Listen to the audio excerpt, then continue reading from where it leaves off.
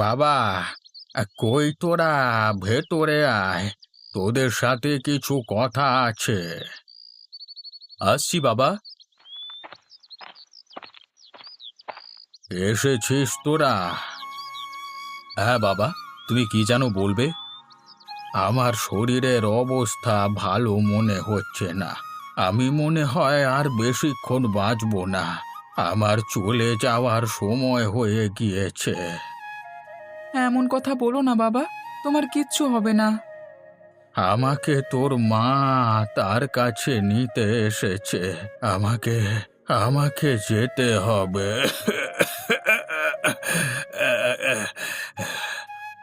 তুমি তুমি চলে গেলে আমরা 5 ভাই কাকে নিয়ে থাকবো? কাকে বাবা বলে ডাকবো? মৃত্যুর আগে তোরা আমাকে একটা কথা দিবি। কি কথা বাবা, বলো।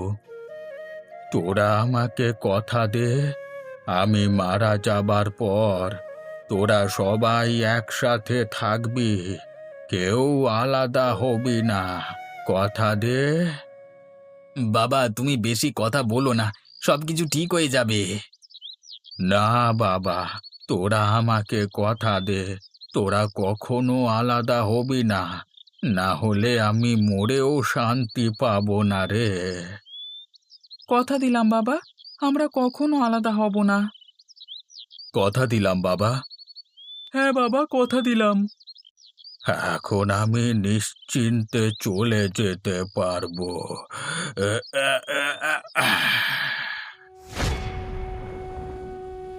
বাবা, তুমি আমাদের ছেড়ে চলে যেতে পারো না। কথা বলো বাবা, কথা বলো। আমাদের আমাদের কার কাছে রেখে গেলে বাবা? এখন আমরা কি করব? ফিরে এসো বাবা, ফিরে এসো। কান্না করে আর কি হবে? বাবা তো আর ফিরে আসবে না। চল, বাবার শেষ কার্য সম্পন্ন করতে হবে। বাবা চলে গেছে কয়েকদিন তো হয়ে গেল। ঘরে তো এখন চাল ডাল আনাজ তরকারিও শেষ হয়ে গিয়েছে। এখন আমরা কি খাবো?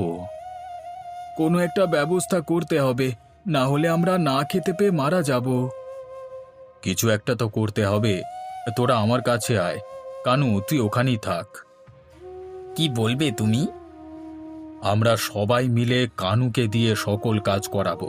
তাকে দিয়ে রান্না করানো, কাঠ নিয়ে আসা সহ সমস্ত কাজ তাকে দিয়েই করাবো। আমরা 4 জন বসে বসে আরাম করে খাবো। তাই ভালো হবে। তাকে আমরা কেন ইনকাম করে খাওয়াবো? সেই খাওয়াক আমাদের। কানু, শোন তো।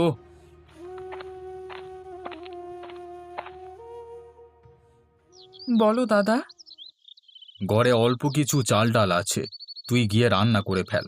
আমরা 4 জন অন্য একটা কাজ করব। আচ্ছা দাদা, আমি যাচ্ছি। আর একটা কথা শোন। বলো দাদা। রান্না শেষ করে জঙ্গলে কাঠ কাটতে যাবি। তারপর সেগুলো বিক্রি করে বাজার থেকে চাল ডাল নিয়ে আসবি, কেমন? তোমরা কেউ আমার সাথে জঙ্গলে যাবে না? না রে, তুই একাই যাবি, বুঝলি? আচ্ছা দাদা। রান্না শেষ হয়ে গেলে আমাদের ডেকে নিবি, আমরা এখানেই বসে আছি। ঠিক আছে দাদা। দাদা, আমরা কি কাজ করব? কোনো কাজ করব না, শুধু খাবো, ঘুমাবো এবং তাস খেলবো। আর কানু কি একা একা সব কাজ করবে? হ্যাঁ। দাদা, তোমরা ঘরের ভেতরে চলে আসো, রান্না হয়ে গিয়েছে। আসছি, দাঁড়া।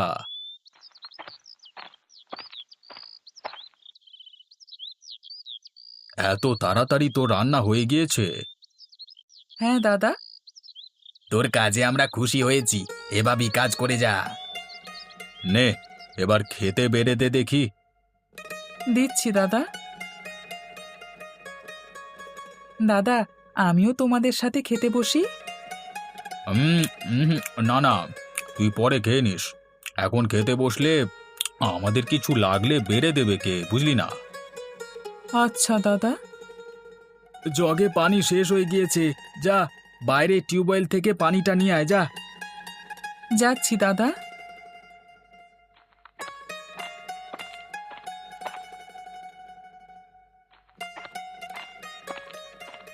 নিয়ে এসেছিস? আরে গ্লাসে ঢেলে দে, গলা যে শুকিয়ে গেছে, দাঁড়িয়ে আছিস কেন? এই যে দাদা দিচ্ছি। তা তুই জঙ্গলে যাবি কখন? এই তো দাদা, খেয়ে তারপরে চলে যাব। আচ্ছা আচ্ছা, ঠিক আছে। নে, আমাদের খাওয়া শেষ। তুই এখন খেয়ে নিয়ে বাসনপত্রগুলো ধুয়ে পরিষ্কার করে ফেল। এ কি দাদা, পাতিলে তো আর অল্প কিছু ভাত এবং ডাল পড়ে আছে। যা আছে তাই খেয়ে নে, বেশি কথা বলিস না। ঠিক আছে দাদা।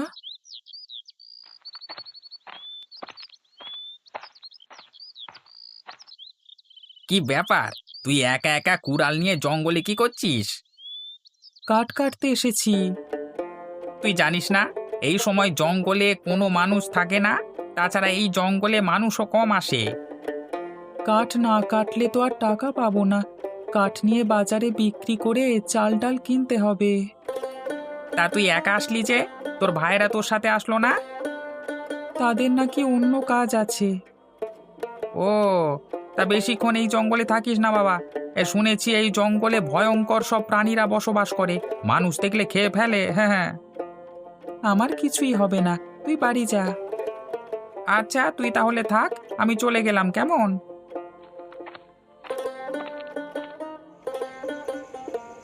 বাবা, আপনি এখানে বসে বসে কি করেন? তুই এখানে কি করিস? আমি জঙ্গলে কাঠ কাটতে এসেছি বাবা। তুই চলে যা, এখানে শুধু বিপদ আর বিপদ। তুই বাড়িতে ফিরে যা। না বাবা, আমাকে কাঠ কাটতেই হবে, তা না হলে আজকে চাল ডাল কিনতে পারবো না। দেখেছিস কিভাবে কানুকে দিয়ে একা কাজ করিয়ে আমরা আরাম করছি? ভাই, কাজটা কি ঠিক হচ্ছে? ঠিক না বেঠিক জানি না, বাবা বেঁচে থাকতে কানুকে অনেক আদর করত, আর আমাদের কেমন অবহেলা করত মনে আছে তো? যেন কানু তার একারই ছেলে। ঠিকই বলেছিস দাদা, আমারও ভীষণ রাগ হতো। সেই জন্যই কালুকে দিয়ে সব কাজ করাচ্ছি। সে কাজ করে আমাদের খাওয়াবে, আর আমরা শুধু পায়ের উপর পা তুলে আরাম করব। নে নে হাসু, তোর চালটা দে। এই যে টেক্কা দিলাম, এবার দাদার পালা। এই দিলাম রাজা। কি ব্যাপার দাদা, তোমরা সবাই মিলে তাস খেলছো? তাস খেলছি তো কি হয়েছে? তোর কোনো সমস্যা? না দাদা, তুমি না বললে তোমরা অন্য কি একটা কাজ করবে? আমাদের যেটা ইচ্ছে সেটা করব। তুই তোর কাজ কর। কাঠ কেটে নিয়ে এসেছিস তো? হ্যাঁ দাদা, নিয়ে এসেছি। বেশ ভালো করেছিস। এখন বাজারে যা, গিয়ে কাঠ বিক্রি করে চাল ডাল আনাজপাতি মশলা সব কিনে নিয়ে আয়। তোমাদের মধ্যে কেউ গেলেই তো হয়, আমি তো জঙ্গলে গিয়েছিলাম। আমার মুখে মুখে কথা বলছিস? যা বলছি তাই কর, বাজারে যা তুই। আচ্ছা দাদা, ঠিক আছে, আমি যাচ্ছি দাদা। কাঠ লাগবে? কাঠ, শুকনো কাঠ আছে, দ্রুত রান্না হয়ে যাবে, নিয়ে যান। কাঠের আঁটি কত করে নিবে বাবা? আপনি কাঠ নেবেন? ঘরে রান্না করার মতো কাঠ নেই, তাই নেওয়া লাগবে। আচ্ছা, আপনি সবগুলো কাঠ 100 টাকা দেবেন। কিছু কম নিবে না বাবা? না দিদা, তাহলে আমার আবার চাল ডাল কিনবার টাকা হবে না। আচ্ছা, ঠিক আছে বাবা, এই নাও তোমার টাকা। ঠিক আছে। কি নেবে তুমি বাবা? আপনার কাছে চাল আর আলু আছে? হ্যাঁ, সবই আছে। চাল কত করে কেজি বিক্রি করছেন? 40 টাকা কেজি বাবা। আর আলু কত করে কেজি? 10 টাকা কেজি। ঠিক আছে, আপনি আমাকে 2 কেজি চাল এবং ভালো দেখে 2 কেজি আলু দিয়ে দেন। আচ্ছা বাবা, তুমি একটু দাঁড়াও, আমি দিচ্ছি।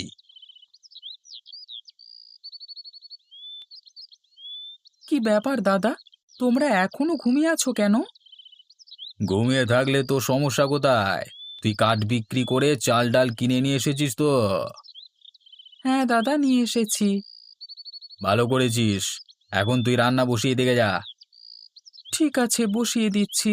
তোমাদের মধ্য থেকে কেউ ঘরটা ঝাড়ু দিয়ে দাও। কি বললি? আমরা ঘর ঝাড়ু দেব? তোর সাহস তো অনেক বেড়ে গিয়েছে। আমাদের ঘর ঝাড়ু দিতে বলছিস? চুপচাপ ঘর ঝাড়ু দে তুই। তোমরা তো সারাদিন বসেই থাকো, একটু কাজ করলেও তো পারো নাকি? আমরা কি করব না করব সেটা আমরা বুঝবো। তুই এত কথা বলছিস কেন? বেশি কথা বললে বাড়ি থেকে বের করে দেব। ভুল হয়ে গেছে আমার, আর হবে না। মনে থাকে যেন। মনে থাকবে। এখন যা, রান্না বসিয়ে দে। রান্না হয়ে গেলে ডাক দিবি। তার আগে আর ডাকাডাকি করবি না। ঠিক মতো ঘুমাতে দে আমাদের। আচ্ছা দাদা।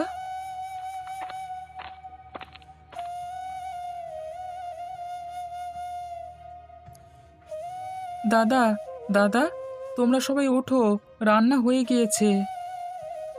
রান্না হয়ে গিয়েছে? হ্যাঁ দাদা। তা কি রান্না করেছিস? ভাত আর আলুর ভর্তা। দাদা, প্রতিদিন ডাল আর আলুর ভর্তা খেতে ইচ্ছে করে না। তুই একটু বলে দাও না, যেন কালকে একটু মাছ নিয়ে এসে রান্না করে। শোন কানু, কালকে তুই বাজার থেকে মাছ কিনে নিয়ে আসবি। মাছ কিনতে তো অনেক টাকা লাগবে, এত টাকা আমি কোথায় পাবো? সেটা আর আমি কি জানি। তুই জঙ্গল থেকে বেশি করে কাঠ কেটে বাজারে নিয়ে যাবি, তাহলেই তো হয়। আমি অত কাঠ কিভাবে একা জঙ্গল থেকে নিয়ে আসবো? তোমরা তো কেউ সাথেও যাবে না। সেটা তুই বুঝবি, আমরা না। যে করি হোক, মাছ তোকে নিয়ে আসতেই হবে। এখন খাবার বেড়ে দে। দিচ্ছি দাদা। না, এত কাঠ মনে হয় আমি একা মাথায় তুলতে পারবো না। এই জঙ্গলের আশেপাশে তো কোনো মানুষও দেখতে পাচ্ছি না যে কাঠগুলো আমার মাথায় তুলে দেবে। কি যে করি আমি? কেউ আছেন? আমাকে একটু সাহায্য করুন না। কাঠ না নিয়ে গেলে তো মাছ কিনতে পারবো না। যে করি হোক, সব কাঠ আমাকে নিয়ে যেতেই হবে। কে তুমি বাবা? এখানে বসে আছো কেন? আমি কানু, এখানে জঙ্গলে কাঠ কাটতে এসেছিলাম। তা কাঠ কেটে এখানে বসে আছো যে? কি করব বলুন? আজকে বাজার থেকে ভাইদের জন্য মাছ কিনতে হবে, তাই বেশি করে কাঠ কেটেছিলাম, কিন্তু এখন নিয়ে যেতে পারছি না। তা তোমার ভাইদের নিয়ে আসলেই তো হয়। তারা তো কোনো কাজ করে না, সব কাজ আমার একা করা লাগে। তোমার ভাই কতজন আছে? 4 ভাই আছে আরো, আমি পঞ্চম। কি বলো কি? তুমি এত পরিশ্রম করে তাদের খাওয়াও? হ্যাঁ। তুমি অন্য কোথাও একা চলে যেতেও তো পারো। একা একা সংসার করতে পারবে? আমি আমার ভাইদের ছেড়ে কোথাও যাব না। বাবার মৃত্যুর সময় কথা দিয়েছিলাম, আমার যত কষ্টই হোক না কেন, আমি ভাইদের সাথেই থাকবো। তুমি অত্যন্ত ভালো মানুষ। তুমি জগতের কোনো কিছুই বোঝো না। তুমি চাইলে আমি তোমার মাছের ব্যবস্থা করে দিতে পারি। কিভাবে সাধু বাবা? আমার পেছনের যে পাহাড়টা দেখতে পাচ্ছ, ওটা জাদুর পাহাড়। এখানে শুধু তোমার মতো মানুষই তার ভেতর থেকে সোনা দানা নিতে পারবে। তুমি মাছ কেনবার জন্য 2টো সোনার পয়সা নিতে পারো। আচ্ছা।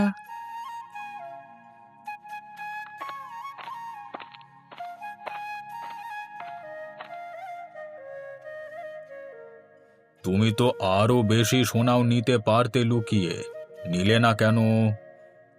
আমার মাছের জন্য 2টো সোনার পয়সাই যথেষ্ট, তাই বেশি পয়সা নিইনি। বেশ, এখন তুমি বাড়ি গিয়ে মাছ কিনে তোমাদের ভাইদের সাথে খেও। আসি তাহলে। এসো।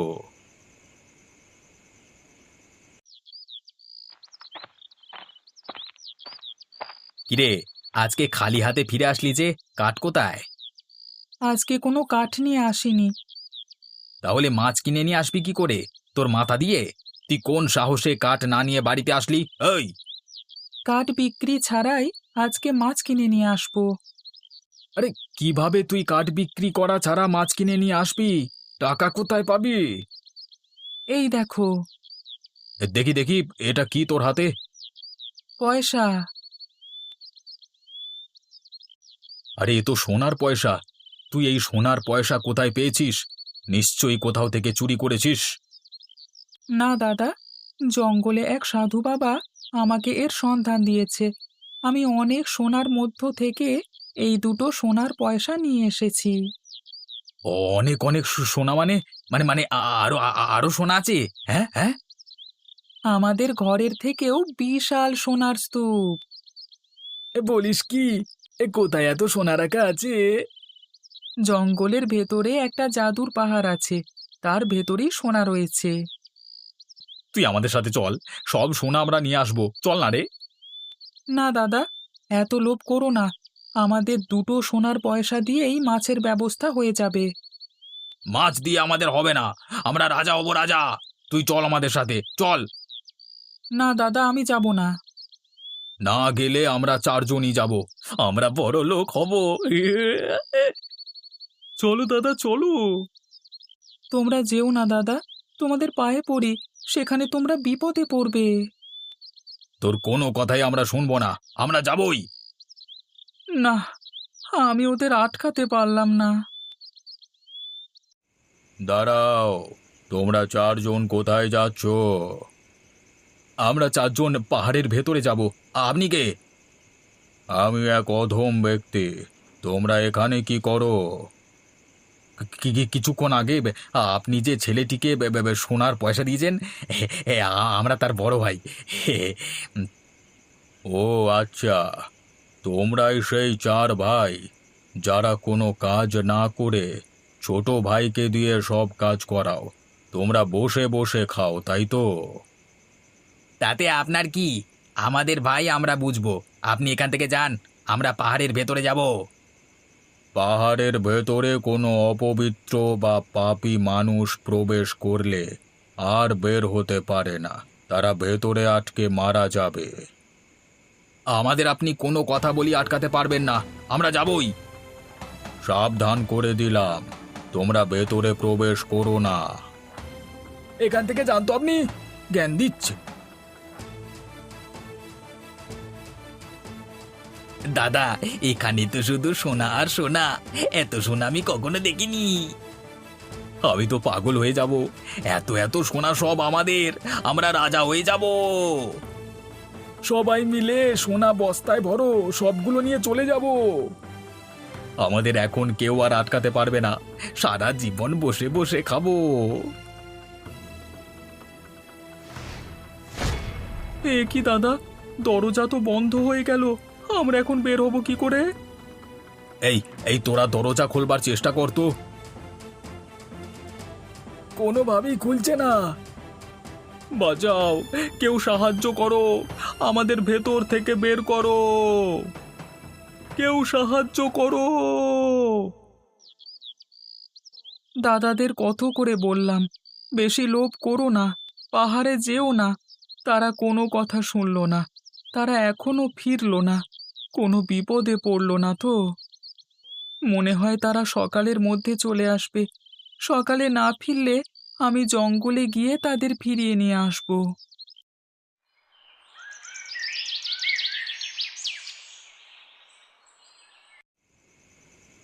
সাধু বাবা, আপনি আমার দাদাদের ফিরিয়ে দিন, আমাদের কোনো সোনাদানা চাই না। তুমি খুবই সৎ একজন মানুষ, কিন্তু তোমার দাদারা খুবই খারাপ মানুষ। তোমার প্রতি এত অত্যাচার করবার পরও তুমি তোমার দাদাদের নিতে এসেছো। সত্যি, তোমাকে দেখে আমি অবাক হই। দাদারা ছাড়া আমার পৃথিবীতে কেউ নেই। যদি তারা ফিরে না আসে, তাহলে আমাকেও পাহাড়ের ভেতরে আটকে রাখুন, আমি তাদের ছাড়া বাঁচতে চাই না। তোমার সততা, নিষ্ঠা এবং সরলতা দেখে সত্যি আমি মুগ্ধ। যাও, ভেতরে গিয়ে তুমি তোমার দাদাদের উদ্ধার করে নিয়ে এসো। ধন্যবাদ আপনাকে সাধু বাবা। আমাকে ধন্যবাদ দিতে হবে না, সবই তোমার সততা আর নিষ্ঠার ফল।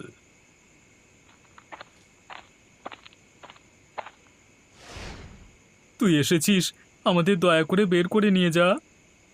হ্যাঁ রে ভাই, বের করে নিয়ে যা আমাদের। তোমরা চিন্তা করো না, তোমাদের নিয়ে যেতেই আমি এসেছি। তোমরা সব সোনাদানা এখানে রেখে একে একে বের হও।